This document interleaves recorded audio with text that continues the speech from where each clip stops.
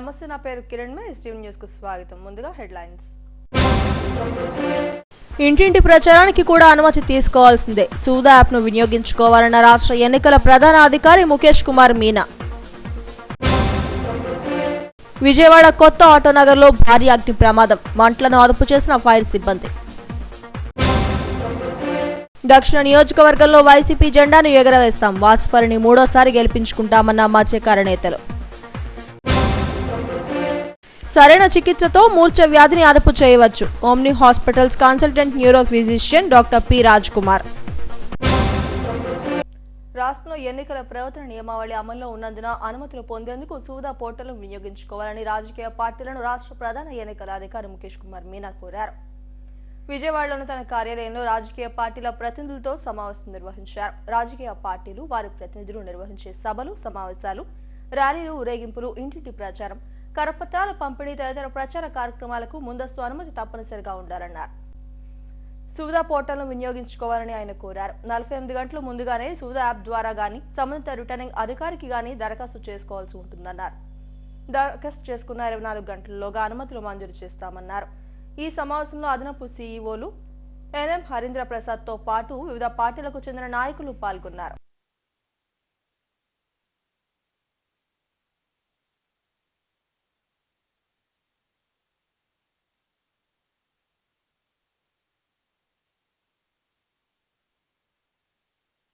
విజయవాడ కొత్త ఆటోనగర్ లో భారీ అగ్ని ప్రమాదం సంభవించింది. ఆయిల్ ట్యాంకర్ గోడౌన్లో ఈ ప్రమాదం జరిగింది. భారీగా మంటలు ఎగిసిపడ్డాయి.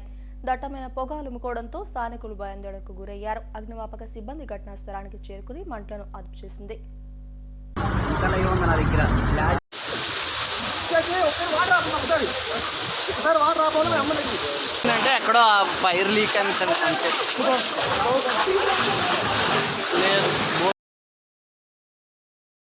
దక్షిణ వైసీపీ అభ్యర్థి ఎమ్మెల్యే వాసుపల్లి గణేష్ కుమార్ అన్ని వర్గాలను కలుపుకుంటూ ముందుకు సాగుతున్నారు.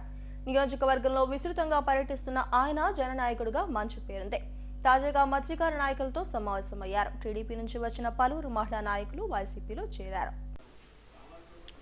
ఏ కష్టం వచ్చినా మీతోనే ఉంటామంటూ దక్షిణ నియోజకవర్గ మత్స్యకార నాయకులు ఎమ్మెల్యే వాసుపల్లి గణేష్ కుమార్ చెప్పారు. అశోక్ నగర్లోని క్యాంప్ కార్యాలయంలో మత్స్యకార నాయకులతో ఆయన సమావేశం నిర్వహించారు. ఈ సందర్భంగా 33వ వార్డు నీలమ్మ వేప చెట్టు ఆలయ చైర్మన్ బోరా విజయలక్ష్మి, శ్రీనివాస్ రెడ్డిల ఆధ్వర్యంలో జరిగిన కార్యక్రమంలో జనసేన, టీడీపీల నుంచి ఎన్టీఆర్ సేవా ట్రస్ట్ మహిళా అధ్యక్షురాలు కలిగొండ హేమ ఆధ్వర్యంలో పలువురు మహిళలు వైసీపీలో చేరారు.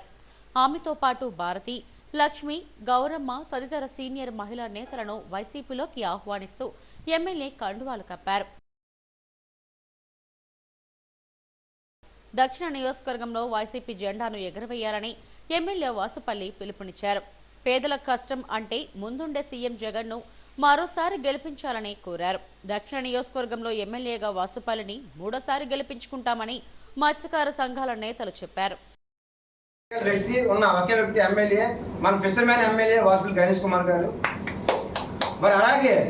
ఫిషింగ్ హార్బర్ లో కాలిపోయిన బోట్లు కానీ, మునిపోయిన బోట్లు కానీ, మన అసెంబ్లీలోని గవర్నమెంట్ జియో ప్రకారం అయితే అది 3000 మాత్రమే ఉంది. మరి ఎన్నోసార్లు అసెంబ్లీలో మన కోసం ఈ జియో మార్చాలని చెప్పిన ఒకే వ్యక్తి అది వాసుపల్లి గణేష్ కుమార్ గారు. మరి అలాగే ఇక్కడ ఫిషింగ్ హార్బర్లో మన ఎమ్మెల్యే గురించి మనం చెప్పుకునే కంటే మన మత్స్యకారులందరూ ప్రతి ఒక్కరు ఒక అన్న ఇలా తగిలింది, మా బోట్లో దెబ్బ తగిలిందన్న, చాలా యాక్సిడెంట్ అయింది. అప్పుడు ఏ ఎమ్మెల్యే అయినా సరే మీరు హాస్పిటల్ తీసుకొచ్చండి, నీళ్ళకి వచ్చేస్తానండి ఎమ్మెల్యే ఎక్కడైనా చూసామా? మనం యాక్సిడెంట్ మనిషిని కల్లా లేదనకుండా డబ్బులు చేతులు పెట్టి ఎమ్మెల్యే. అదీకాక ఇలాంటి ఎమ్మెల్యేని మన వనంలోనూ ఎంతవరకైనా సరే మనం పోరాడి కష్టపడి రాత్రానిగా పొగలానిగా ఎలసిన అయ్యే అంతవరకు మనం కష్టపడి పనిచేసే బాధ్యత మనకు ఉంది. ఎందుకంటే మత్స్యకారుడు అన్నోడు ఈరోజు మూడోసారి గెలిస్తే ఈవేళ మత్స్యకారుడు ప్రత్యేకించి ఎన్ని విధాలుగా అతను చేశాడనేది మనం ఒకసారి అతనికి మనం నమస్కారం పెట్టాలి.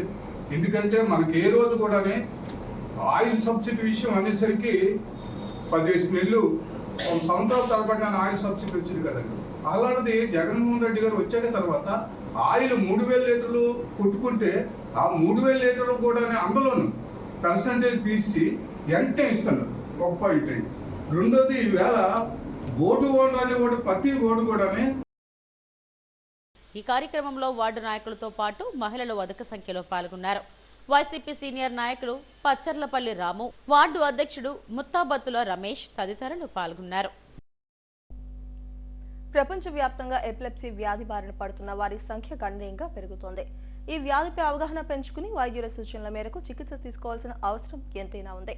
మూర్ఛకు సంబంధించి లక్షణాలను గుర్తించి నిపుణులైన వైద్యులను సంప్రదించాలి. ఎపిలెప్సీ వస్తే రోగి ఎలాంటి జాగ్రత్తలు పాటించాలనే అంశంపై రామ్నగర్లోని Omni hospitals consultant neuro physician doctor P Raj Kumar అవగాహన కల్పించారు. రోగులు జాగ్రత్తలు పాటిస్తూ సరైన చికిత్స తీసుకోవాలంటున్న డాక్టర్ రాజ్ కుమార్తో మా chief reporter Lakshminarayana face to face. ప్రపంచ ఎపిలెప్సీ అవగాహన దినోత్సవం సందర్భంగా మనం ఓమ్ని ఆర్కే ఆసుపత్రిలో ఉన్నాం. ఎపిలెప్సీ అంటే ఏంటి, ఈ వ్యాధి గురించి అవగాహన కల్పించేందుకు, ఈ వ్యాధిగ్రస్తుల సంఖ్య పెరుగుతున్నటువంటి నేపథ్యంలో ఎలాంటి చికిత్స తీసుకోవాలి, ఈ అంశాలపై మనతో మాట్లాడేందుకు ఓమ్ని ఆర్కే ఆసుపత్రి consultant neuro physician doctor P Raj Kumar మనతో ఉన్నారు. సార్ చెప్పండి, ఈ ఎపిలెప్సీ అంటే ఏంటండి? సో నమస్తే అండి, నా పేరు పి రాజ్ కుమార్. ప్రస్తుతానికి నేను ఓమ్ని ఆర్కే హాస్పిటల్లో కన్సల్టెంట్ న్యూరాలజిస్ట్గా పనిచేస్తున్నాను. So glad to given such an opportunity to discuss about epilepsy. And ఈరోజు మనం దేని మీద చెప్పుకుందాం అంటే కేవలం పేషెంట్స్కి ఏది అవసరం అదే చెప్పుకుందామండి. సో షార్ట్గా స్టార్ట్ చేస్తే ఎపిలెప్సీ అంటే ఏంటి? ఎపిలెప్సీ అంటే ముందు ఫిట్స్ అంటే ఏంటో తెలియాలి. సో ఫిట్స్ అంటేనే abnormal electric activity in the బ్రెయిన్లో ఎలక్ట్రికల్ యాక్టివిటీ అనేది ఉంటుంది. బట్ అది అబ్నార్మల్గా సింక్రనస్గా డిశ్చార్జ్ ఇచ్చింది అనుకోండి, సడన్గా ఒక్కసారిగా that will become abnormal and patient will lose his autonomy. So అది సీజర్ అంటాము.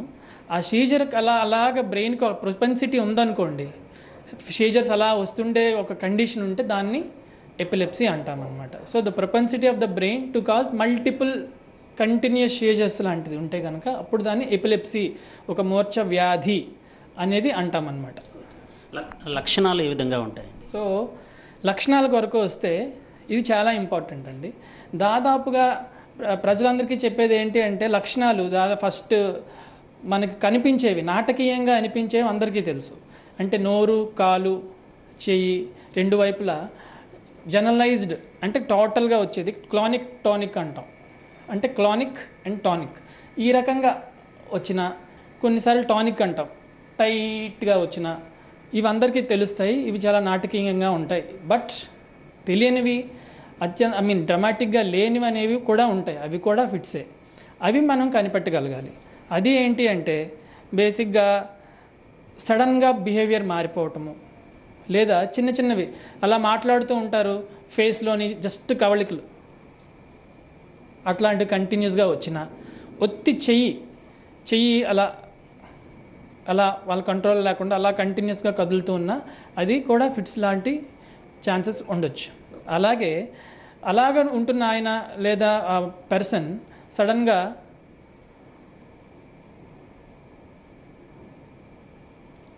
అని అవ్వటం, ఈ రకంగా ఉన్న అది ఫిట్స్లో రకంగానే వస్తుంది. ఇలాంటివి మీరు కనిపెట్టగలగాలి.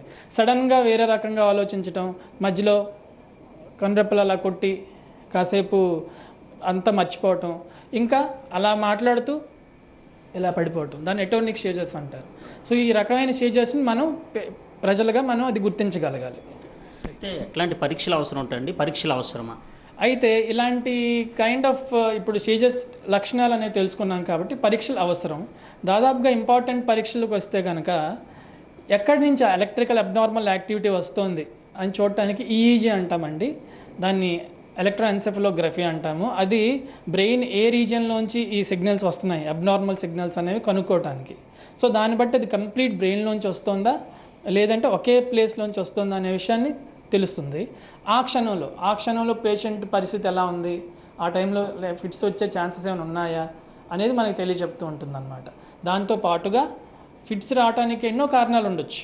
సో పుట్టుకతో ఏమైనా ఉన్నాయా, లోపల ఏమైనా ఇన్ఫెక్షన్ ఉందా, ఏమైనా ఫిట్స్ మన బ్రెయిన్ లేయర్లో ఏమైనా ఇబ్బంది ఉందా తెలియడానికి మనకి ఎంఆర్ఐ అనేది ఎపిలెప్సీ ప్రోటోకాల్లో చేస్తాం. చికిత్స అనేటువంటిది ఏ విధంగా ఉంటుంది?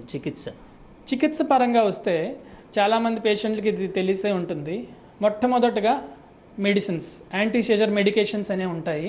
అవి చాలా రకాలు ఉంటాయి. ఎన్నో రకాలుగా వాటి యాక్షన్ ఉండటం వల్ల ఒకసారి తగ్గకపోతే రకరకాలు పెడతారనమాట. అయితే ఫిట్స్ అనేవి గుర్తుపెట్టుకోండి, ఫిట్స్ అనేవి నాట్ క్యూరబుల్. ఎపిలెప్సీ అనే మూర్ఛ వ్యాధికి ఫిట్స్ అనేవి క్యూర్ కాదు, ఇది ఓన్లీ ఫిట్స్కి ప్రివెన్షన్ కాజ్ చేస్తాయి. సో మనం ఆ మెడికేషన్స్ పెరిగే కొద్దీ నెంబర్ కరెక్ట్ డోసేజెస్లో ఆ మెడికేషన్స్ ఎక్కువ అయ్యే కొద్దీ ఇంకా తగ్గట్లేదు అనుకుంటే కనుక సెకండరీగా ఎవాల్యుయేషన్ చేసుకొని అప్పుడు ఆపరేషన్ చేయొచ్చు. ఎవరికి ఆపరేషన్ అనేది కూడా డాక్టర్లు నిర్ధారిస్తారు. నిజంగా ఒకే ప్లేస్లోంచి ఆపరేషన్కి వీలయ్యే ప్లేస్లోంచే కానీ మనకి ఫిట్స్ వస్తూ ఇంకా వాళ్ళ కండిషన్ అలా డిటోరియేట్ అవుతుంటే కనుక దానికి ఆపరేషన్ చేస్తారు. అలాగే ఆపరేషన్ చేయలేని పక్షంలో కొంతమందికి ఒక చిన్న వ్యాగల్ నర్వ్ స్టిమ్యులేషన్ అని చెప్పి చిన్న డివైస్ చెస్ట్ దగ్గర పెట్టి అది కంటిన్యూస్గా బ్రెయిన్ ఏరియాస్కి పల్సెస్ పంపిస్తూ ఉంటుంది. అది ఏం చేస్తుంది అంటే మనకి కెమికల్స్ పంపిస్తుంది, ఇన్హిబిటరీ కెమికల్స్ సీజర్ని ఆపటానికి. అలాగే ముందు సింక్రనైజ్డ్ డిశ్చార్జ్ అనుకున్నాం కదా, 1,000,000 మంది సైనికులు ఒకేసారి వెళ్ళి దాడి చేయడం, ఇది డిసింక్రనైజ్ చేసేస్తుంది వ్యాగల్ నర్వ్ అనమాట. సో స్టిమ్యులేషన్ అనమాట, అది కూడా ఒక కైండ్ ఆఫ్ ట్రీట్మెంట్ ఆప్షన్ ఇస్తాం అనమాట. రోగులకు ఈ చికిత్స గురించి ఎలాంటి అవగాహన ఉండాలి? సో ఇప్పుడు రోగులకి చికిత్స గురించి ఎలా ఉండాలి అంటే, మందులు వాడుతున్నాం బాగానే ఉంది, బట్ ప్రతి మందులకి సైడ్ ఎఫెక్ట్స్ అనేవి ఉంటాయి. అది మీకు ముందుగుండానే అవగాహన ఖచ్చితంగా ఉండాలి. ఏం సైడ్ ఎఫెక్ట్స్ ఉంటాయి సార్? సైడ్ ఎఫెక్ట్స్ ఎలా ఉండొచ్చు అంటే, డోసెస్ పెరిగే కొద్దీ కొంచెం డ్రౌజినెస్ రావచ్చు, అలసట రావచ్చు, ఇలాంటివన్నీ ఉంటాయి. అలాగే డ్రౌజినెస్ పెరిగి నడకలో ఇబ్బంది అయ్యి రోజంతా లేవలేకుండా మత్తుగా ఉన్నప్పుడు డాక్టర్ని సంప్రదించి డోస్ ఏమైనా ఎక్కువైందా, ఇంకేమైనా ప్రాబ్లం ఉందా అనేది చెక్ చేసుకోవాలి. ఫిట్స్ రాకుండా ఎలాంటి జాగ్రత్తలు తీసుకోవాలి? సో మందులు వాడుతూ ఈ జాగ్రత్తలు ఇవన్నీ చూసుకుంటూ ఫిట్స్ రాకుండా బాధ్యత అనేది పేషెంట్స్ మీద ఉంటుంది. ఎలాంటి జాగ్రత్తలు అంటే, ఫస్ట్ అండ్ ఫార్మోస్ట్ ఇంపార్టెంట్, మందులు కరెక్ట్గా వాడాలి, మందులు కరెక్ట్గా తీసుకోవాలి. డాక్టర్ ఏ రకంగా చెప్పారో ఆ రకంగా మందులు వాడాలి. సెకండ్, ఎడిక్వేట్ స్లీప్ ఉండాలి. నిద్ర అనేది కరెక్ట్గా 6 నుంచి 8 గంటలు పోతే కనుక చాలా వరకు it can reduce the increase, ఆ థ్రెషోల్డ్ అనే సీజర్ ఇంక్రీజ్ చేస్తుంది, అంత ఈజీగా సీజర్స్ రావు. థర్డ్ది, ఇది అందరికీ తెలిసిన విషయమే, అంటే మద్యం తర్వాత డ్రగ్స్ నుంచి దూరంగా ఉండాలి. ఇలాంటి వారు ఈ డ్రైవింగ్ చేయొచ్చా అండి? సో మన ఇండియన్ రూల్స్ ప్రకారం వస్తే కనుక నాన్ కాంప్లైంట్ అంటే మందులు సరిగ్గా వాడకుండా ఖచ్చితంగా ఒక కైండ్ ఆఫ్ క్రానిక్ ఎపిలెప్సీ మూర్ఛ వ్యాధి ఉండే వాళ్ళు అయితే మాత్రం ఒక 2 to 3 years వరకు, అంటే మనకు గైడ్ లైన్స్ అయితే 2 years అని గుర్తు, ఆ 2 years వరకు కానీ ఫిట్స్ రాకపోతే కనుక మనం అప్లై చేసుకోవచ్చు. అది ప్రాపర్ గవర్నమెంట్ సర్టిఫికేట్ అంటే మెడికల్ సర్టిఫికేట్ తీసుకొని అప్పుడు అప్లై చేసుకోవచ్చు అన్నమాట లైసెన్స్కి. లేదు అంటే కనుక అలౌన్స్ చేయరు. గర్భిణీలకు ఫిట్స్ వస్తే ఏం చేయాలి? ఇంకొక ఇంపార్టెంట్ పాయింట్ ఏంటంటే, గర్భిణీలకి ఫిట్స్ ఇలాంటివి చాలా కామన్గా చూస్తూ ఉంటాము. సో అదే ఇప్పుడు అమ్మాయిలకి ఒకవేళ గర్భధారణ అవసరం అనుకుంటే కనుక ఫిట్స్ మెడిసిన్లో కొన్ని మెడిసిన్స్ ఏం చేస్తాయంటే పుట్టే బిడ్డకి కొంచెం ఇబ్బంది కలిగించే రకంగా ఉండొచ్చు. అంటే పుట్టే బిడ్డ కొంచెం అంగవైకల్యంతో పుట్టే అవకాశాలు కొన్ని మెడికేషన్స్ వల్ల ఉన్నాయి. అయితే ఇప్పుడు కొత్తగా వచ్చిన మెడికేషన్స్లో దాదాపు అలాంటి టెరటోజెనిసిటీ అంటాం, అవి తగ్గాయి. బట్ అయితే అలాగా ఇప్పుడు ఒక అమ్మాయి గర్భిణీ రిప్రొడక్టివ్ ఏజ్లో ఉందనుకోండి, వాళ్ళకి పెళ్ళయి ఇలాగ గర్భం దాల్చాల్సిన అవసరం లాంటిది ఏర్పడితే కనుక అప్పుడు డాక్టర్ని సంప్రదించి ప్రాపర్గా ఏ మెడిసిన్స్ కరెక్ట్గా ప్రెగ్నెన్సీకి ప్రాబ్లం ఉండదో అవి మార్చుకొని తద్వారా వాళ్ళకి గర్భధారణ సాగించవచ్చు. మూర్ఛరోగి ఏ విషయాల్లో జాగ్రత్తలు వహించాలి? సో ఇప్పుడు మూర్ఛరోగి ఏ విషయాలు అంటే, తనకి మూర్ఛున్న విషయాన్ని తన తల్లిదండ్రులకి, తన చుట్టుపక్కల వాళ్ళకి, ఫ్రెండ్స్కి తెలియజేయాలి. తర్వాత వాళ్ళు తీసుకునే జాగ్రత్తలు ఏంటి అంటే, వాళ్ళు ఉండే ప్రదేశం, వాళ్ళు ఉండే రూమ్. మూర్ఛరోగి ఏమవుతుంది, ఆ క్షణంలో ఆయనకి ఆ సీజర్ అనేది వచ్చిందనుకోండి, ఆయన కంట్రోల్లో ఆయన ఉండరు. క్లోనిక్ టానిక్ వచ్చినప్పుడు ఖచ్చితంగా వాళ్ళు హర్ట్ చేసుకుంటారు అనమాట. వాళ్ళకి దెబ్బలు అనేవి చాలా తగులుతుంటాయి, నాలుగు కట్ చేసుకుంటారు, చేతులు కాళ్ళకి, ఈవెన్ కొంతమందికి ఎముకలు డిస్లోకేట్ అయిపోతూ ఉంటాయి. సో మనం వాళ్ళ పరంగా ఏం చేయాలంటే సరౌండింగ్స్ అన్నీ దెబ్బలు తగిలేలాగా, అంటే ఏమైనా షార్ప్ ఎడ్జెస్ ఉండేలాగా, గోడలు షార్ప్ ఉండేలాగా, ఏమైనా బెంచెస్ కానీ స్టూల్స్ కానీ అలాంటి గ్లాస్ ఐటమ్స్ కానీ అలాంటివి ఉంచకూడదు.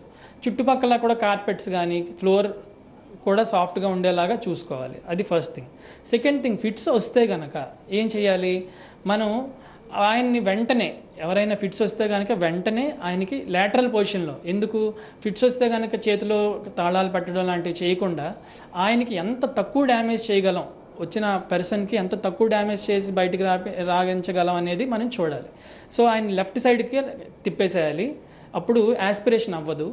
సెకండ్, ఖర్చుకుంటారు కాబట్టి నోట్ లోపలికి ఏమి పెట్టకూడదండి, అది గ్యాగింగ్ అయిపోయి వాళ్ళకి అబ్స్ట్రక్షన్ వస్తుందన్నమాట. సో పళ్ళు ఖర్చుకోకుండా మధ్యలో చిన్న కర్చీఫ్ కానీ ఏదైనా మెత్తడిది కానీ పెట్టొచ్చు, లాంగిట్యూడ్లో ఇలా పెట్టి ఖర్చుకోరు, నాలుగు డ్యామేజ్ అవ్వదు. తర్వాత లెఫ్ట్ సైడ్కి పెట్టారంటే యాస్పిరేషన్ అవ్వదు.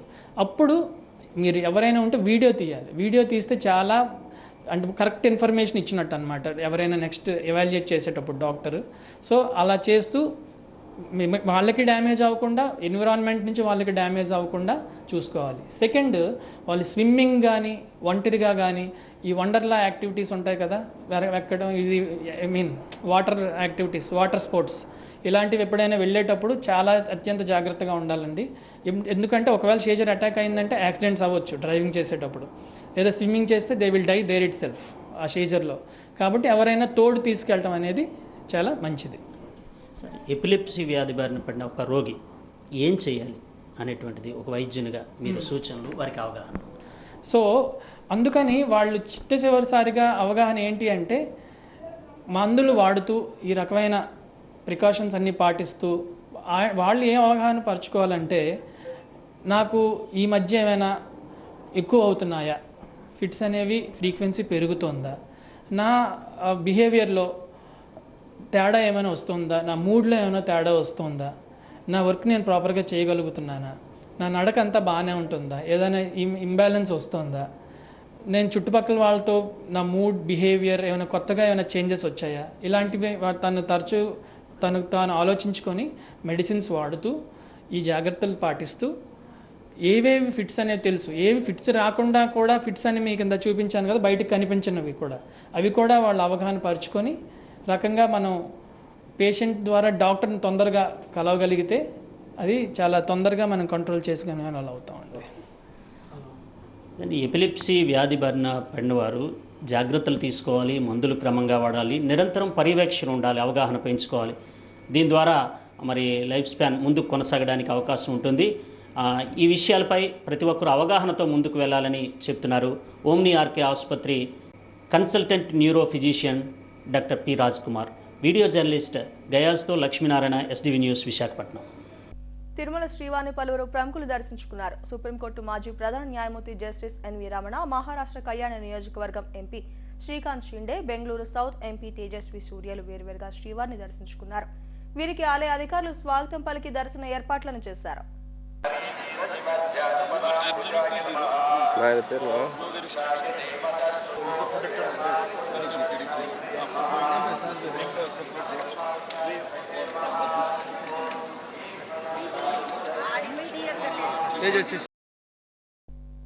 రెండు నెలలుగా విశాఖ బీచ్ రోడ్ లో నగరవాసులు పర్యాటకులను ఆకర్షిస్తున్న మెరైన్ పార్క్ ఎగ్జిబిషన్ వేసవి సందర్భంగా సరికొత్త అంశాలతో మరింతగా ఆకట్టుకునుంది. సమ్మర్ ఆఫర్ గా ప్రవేశ రుసుమును 150 నుంచి 100 రూపాయలకు తగ్గించింది. దీంతో పాటు వరల్డ్ క్లాస్ స్కూబా డైవ్, సాగర్ కన్యలు సందర్శకులను అలరించనున్నాయి. విశాఖ వాసులను ఎంతగానో అలరిస్తున్న మెరైన్ పార్క్ ఎగ్జిబిషన్ మరింత కొత్తగా నూతన హంగులతో విశాఖ వాసులకు వేసవి వినోదాన్ని అందించడానికి సిద్ధమైంది. ఎగ్జిబిషన్ ప్రవేశ రుసుమును 150 నుండి 100 రూపాయలకు తగ్గించినట్టు ఎగ్జిబిషన్ నిర్వాహకుడు రాజారెడ్డి తెలిపారు. బీచ్ రోడ్లోని సబ్మెరైన్ ఎదురుగా ఉన్న ఏయూ హై స్కూల్ గ్రౌండ్లోని ఎగ్జిబిషన్ ప్రాంగణంలో ఏర్పాటు చేసిన మీడియా సమావేశంలో రాజారెడ్డి మాట్లాడారు.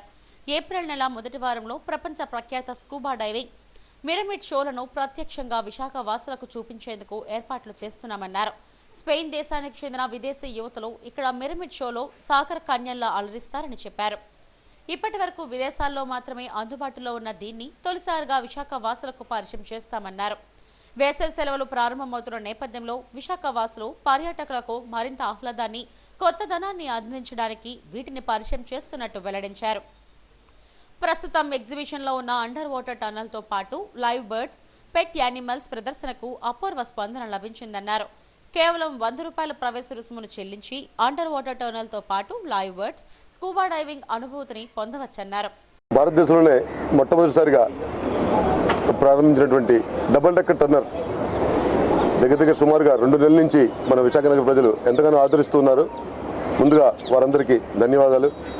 ఎందుకంటే ఒక్క విశాఖపట్నం నగరం నుంచే కాదు, ఈ టూరిస్టులు ఎవరైతే ఉన్నారో దేశ నలుమూల నుంచి టూరిస్టులు విశాఖపట్నంకి ఇచ్చేసినటువంటి ప్రతి ఒక్కరు కూడా చాలామంది వచ్చి వీక్షిస్తూ ఉన్నారు.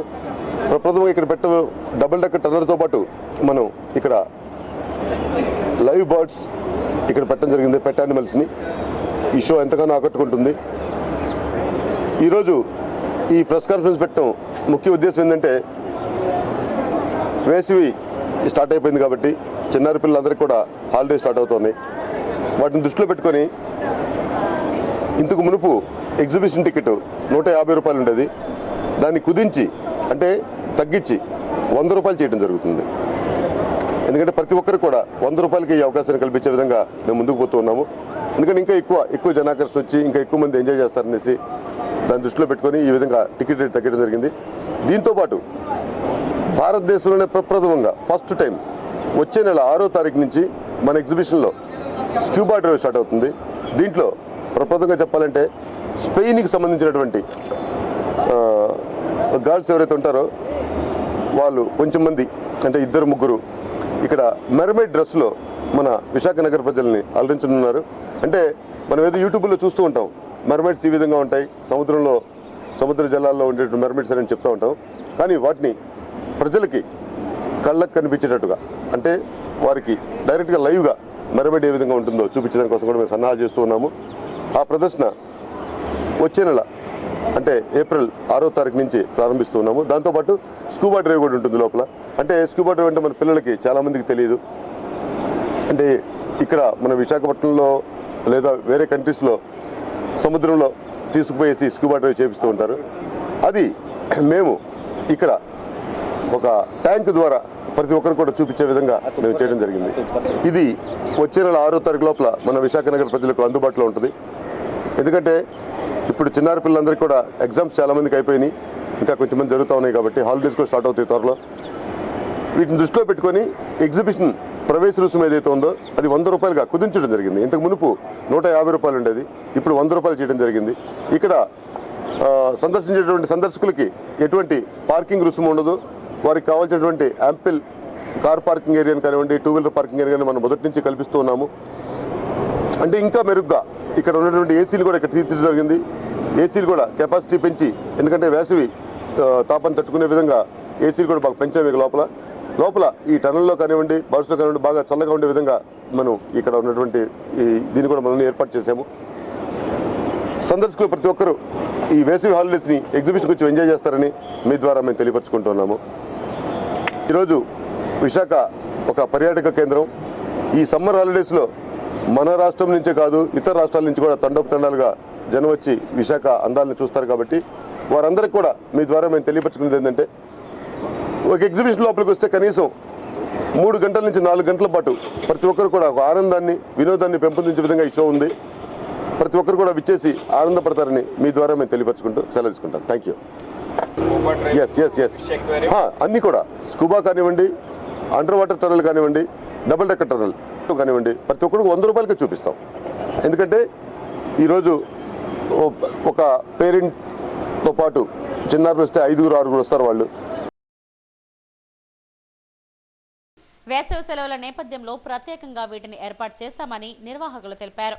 వీటిని నగరవాసులు, పర్యాటకులు సద్వినియోగం చేసుకోవాలని కోరారు. కేవలం ఒకే టికెట్పై 3 విభిన్నమైన అంశాలను వీక్షించే అవకాశాన్ని నిర్వాహకులు కల్పించారు. టీడీపీ అధినేత చంద్రబాబు కుప్పం పట్టణంలో ఇంటింటి ప్రచారం నిర్వహించారు. ప్రజల నుంచి వినతులు స్వీకరించి వారి సమస్యలను అడిగి తెలుసుకున్నారు. కుప్పం R&D గెస్ట్ హౌస్ లో వినతులు స్వీకరించారు. సాయంత్రం హంద్రీనివా కాలనీని ఆయన పరిశీలించారు. కుప్పం నియోజకవర్గంలో టీడీపీ అధినేత చంద్రబాబు రెండో రోజు పర్యటన పెద్ద ఎత్తున సాగింది. ఇంటింటికి వెళ్లి ప్రజా సమస్యలను తెలుసుకున్నారు. R&B అతిథి గృహంలో ప్రజల నుండి వినతులు స్వీకరించారు. అనంతరం వారి సమస్యలను అడిగి తెలుసుకున్నారు. హంద్రీనివా సుజల స్రవంతి కాలువలను పరిశీలించారు. అనంతరం R&B అతిథి గృహంలో ఆయన మీడియాతో మాట్లాడారు.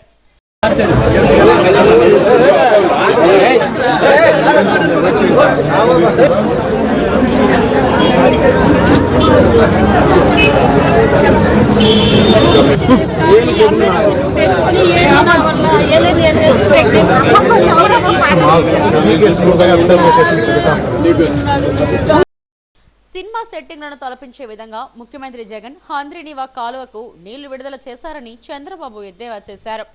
ఓపెనింగ్ అయిన వెంటనే తలుపులతో పాటు వాటర్ ట్యాంకులను కూడా తీసుకెళ్లిపోయారని మండిపడ్డారు. ఒక దుర్మార్గుడికి టెక్నాలజీ తోడైతే అదే జగన్ అని విమర్శించారు. బాధితుల భూములను నిషేధిత జాబితాలో పెట్టి కబ్జా చేస్తున్నారని మండిపడ్డారు. ఒంటిమిట్టలో ఓ కుటుంబం వైసీపీ నాయకులకు బలైపోయిందని గుర్తు చేశారు. పటిష్టమైన రెవెన్యూ చట్టాన్ని దుర్వినియోగం చేస్తున్నారని, తాము అధికారంలోకి వచ్చిన వెంటనే ఇవన్నీ సరిచేస్తామని చెప్పారు. ఈ కాలంలో మా వాళ్ళు డెమాన్స్ట్రేషన్ చేశారు, వీడియోలు తీశారు, సెల్ఫీలు తీశారు, మొత్తం ఎక్స్పోజ్ చేశారు. దాంతో ముఖ్యమంత్రి చేసిన పని అంటే ఆ రోజు సాయంత్రమే ఎంత దుర్మార్గుడు అంటే ఆయన వెళ్ళాడు, ఆఫీసర్లు గేట్లు కూడా తీసుకొని వెళ్తున్నారు. అంటే రెంట్కి తీసుకొచ్చారు సినిమాలో సెట్టింగ్స్ వారిగా. అంటే ప్రాజెక్టు విషయంలో ఇంత గొప్ప యాక్టర్లు ఉంటారని, ఇంత యాక్టింగ్ చేస్తారని, సినిమా సెట్టింగ్లు పెట్టి సృష్టిస్తారని, ఇలాంటి ముఖ్యమంత్రి కూడా వస్తాడని కథ రాసేవాడికి తెలియదు, డైరెక్టర్ ఊహించుకోలేదు, ఆ ప్రొడ్యూసర్స్ కూడా అంతుబట్టని కథ ఇది. అడ్డంగా దొరికాడు. ఆ రోజు ఇక్కడ ఒక హెలిప్యాడ్, మళ్ళా అక్కడ శాంతిపురం పక్కన ఆడొక హెలిప్యాడ్. ఈ మహానుభావుడు భూమి మీద, కుప్పం భూమి మీద నడిస్తే ఆయన అరిగిపోతాడు.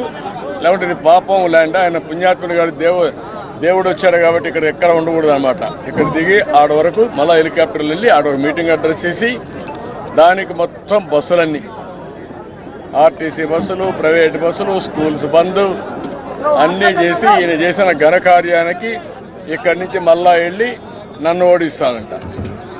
అంటే ఏంటి ఆ అఘాయిత్యాలేంటి, ఈ ప్రవర్తన ఏంటి, ఎంత జుగుప్సగా ఉంది. చీకొడతారు పబ్లిక్, అసహించుకుంటారని ఇంగిత జ్ఞానం కూడా లేకుండా ఎలాంటి డ్రామాలు ఆడారు. మొత్తం డ్రామాలే ఆడుతున్నాడు ఈ ముఖ్యమంత్రి. ఈ డ్రామా కంపెనీ 5 ఏళ్ళు నడిపారు. ఇప్పుడు డ్రామా కంపెనీ మూసేసే పరిస్థితికి వచ్చారు. తొందరలోనే శాశ్వతంగా ఈ డ్రామా కంపెనీని మూసేసి రాష్ట్రాన్ని వీళ్ళ బారి నుంచి విముక్తి చేసుకుంటారు. అందుకే నేను ఇక్కడ చూపించాలని వచ్చాను. రేపు ఎల్లుండి వస్తానంట మళ్ళా కుప్పానికి. ఏ ముఖం పెట్టుకొని వస్తాడో నాకైతే అర్థం కావడంలా. ఇప్పుడంతా బస్సు యాత్రలో వస్తాడంట, ఇప్పుడు విమానయాత్రలు తిరిగాడు. ఎక్కడ హెలికాప్టర్స్ అక్కడ కిందనంతా చెట్లు కూడా వేశారు. ఆయన హెలికాప్టర్లు దిగితే రోడ్లన్నీ బంద్ చేశారు, స్కూల్స్ బంద్ చేశారు. ఇప్పుడు రోడ్డు మీద వస్తున్నా అంట. అంటే ఇప్పుడు ఇండ్లు బీకేస్తారు. మొన్న వరకు చెట్లు బీకేశారు, ఇప్పుడు ఇండ్లు కూడా బీకేస్తారు. అంటే ఇంత అరాచకమైన పాలన, దుర్మార్గమైన పాలన నా జీవితంలో ఎప్పుడు నేను చూడలేదు. దీన్ని నేను చాలా తీవ్రంగా ఖండిస్తున్నా. నిర్లక్ష్యం ఉండొచ్చు కానీ ఇంత కక్షగట్టి చేయాల్సినంత నిర్లక్ష్యం ఉండడం మంచిది కాదు. ఇక్కడ కూడా 10% 20% తెలుగుదేశం పార్టీకి మా ఓట్లు కాకుండా వాళ్ళు కూడా ఓట్లు వేశారు. ఒకప్పుడు కాంగ్రెస్కి వేశారు, ఇప్పుడు వైఎస్ఆర్ కాంగ్రెస్ కూడా కొన్ని ఓట్లు వేస్తున్నారు. కాబట్టి మీకు కూడా కాస్త ఆలోచన ఉండాలి.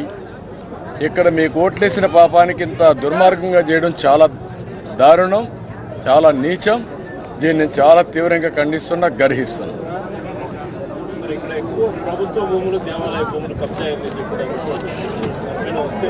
నేనేమంటానంటే, మీరు జరగని అరాచకం రాష్ట్రంలో ఏముంది? ఒక దుర్మార్గుడి చేతల్లో టెక్నాలజీగా ఉంటే ఆపరేట్ చేయడం చాలా ఈజీ. ఇక్కడ బ్లాటెంట్గా వచ్చి గేట్ పెట్టి సినిమా సెట్టింగ్ పెట్టి ఆయన లేచిపోతానే. కుప్పం నియోజకవర్గంలో పర్యటన అనంతరం ప్రజాగలం పేరుతో రాష్ట్ర వ్యాప్తంగా ఎన్నికల ప్రచారం నిర్వహించేందుకు చంద్రబాబు ప్రణాళికలు సిద్ధం చేశారు. ఈ నెల 27వ తేదీ నుంచి 31 వరకు వరుస పర్యటనలో చేరున్నారు.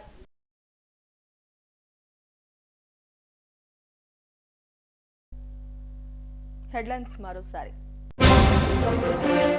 ఇంటింటి ప్రచారానికి కూడా అనుమతి తీసుకోవాల్సిందే. సూదా యాప్ను వినియోగించుకోవాలన్న రాష్ట్ర ఎన్నికల ప్రధాన అధికారి ముఖేష్ కుమార్ మీనా. విజయవాడ కొత్త ఆటోనగర్లో భారీ అగ్ని ప్రమాదం, మంటలను అదుపు చేసిన ఫైర్ సిబ్బంది. దక్షిణ నియోజకవర్గంలో వైసీపీ జెండాను ఎగరవేస్తాం, వాసుపల్లిని 3వ సారి గెలిపించుకుంటామన్న మత్స్యకార నేతలు. సరైన చికిత్సతో మూర్ఛ వ్యాధిని అదుపు చేయవచ్చు. Omni hospitals consultant neuro physician doctor P Raj Kumar. ఈ వార్త ఇంతటితో సమాప్తం. మరిన్ని వార్తా విశేషాల కోసం చూస్తూనే ఉండండి STV న్యూస్.